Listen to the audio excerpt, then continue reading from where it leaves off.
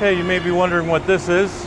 I'm not 100% sure myself, but it's either the cap that goes on top of the pod, where the skylight's going to go inside of here, or this may be also the part that goes at the very bottom of the pod, where the steel tube goes into the bottom of the pod. So right now we have this, the pod, the steel tube goes into the bottom of the pod, and there's this interface that it just doesn't look very pretty right now. So I think this could be the cover that covers that, or it could do both parts. It could be both the bottom part, like the flange, and also the top part.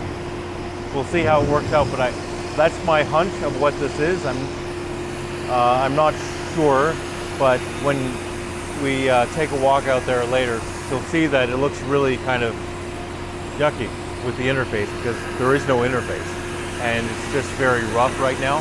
So this is going to make it look a lot nicer. It looks like this is a mold, actually a plug.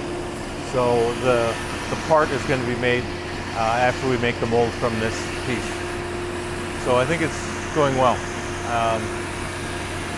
We have just enough. We have everyone mostly in here right now working on fiberglass parts to get all the details finished up, because the details have to be done very fast.